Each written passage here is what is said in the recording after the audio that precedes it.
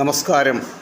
ഇന്ന് നിങ്ങളുമായി പരിചയപ്പെടുത്തുന്ന വിഷയം 1 മുതൽ 100 വരെയുള്ള സംഖ്യകൾ, അത് വരുന്ന ചില പുരാണങ്ങൾ, ചരിത്രം, ഐതിഹ്യം, അനുഷ്ഠാനങ്ങൾ, ശൈലികൾ, നാട്ടറിവുകൾ തുടങ്ങി ഒട്ടേറെ വിഷയങ്ങൾ പ്രതിപാദിച്ചുകൊണ്ട് ഈ സംഖ്യകൾ ബന്ധപ്പെടുത്തി നിത്യജീവിതത്തിൽ നാം കേൾക്കുന്ന ചില പദങ്ങളുണ്ട്.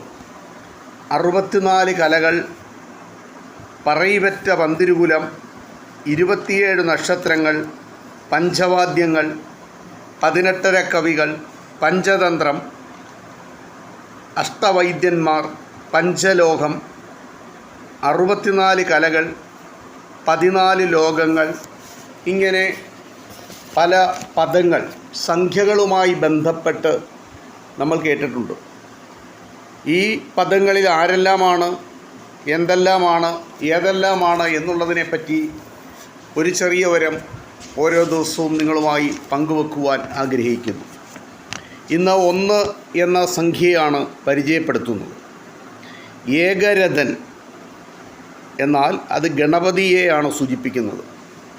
ഏകനയനൻ ശുക്രനെയാണ് അത് പ്രതിപാദിക്കുന്നത്.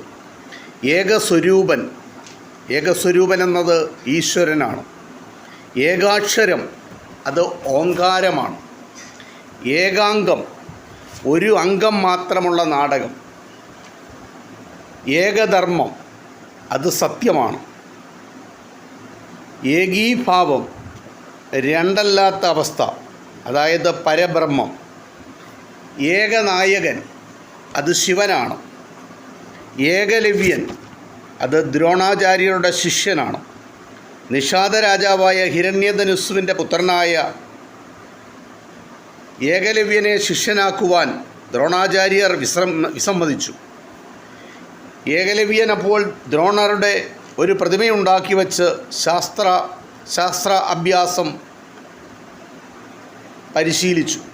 പക്ഷേ ദ്രോണാചാര്യർ ഗുരുദക്ഷിണയായി ഏകലവ്യൻ്റെ പെരുവിരൽ മുറിച്ചു വാങ്ങി. പിന്നീട് അനുഗ്രഹിച്ച് ആ പെരുവിരൽ വീണ്ടും ഏകലവ്യൻ്റെ കയ്യിൽ വന്നു ചേർന്നു. ഇത് ഏകലവ്യനുമായി ബന്ധപ്പെട്ട ഒരു കഥയാണ്. ഏകം എന്നാൽ ഒന്നാണ്.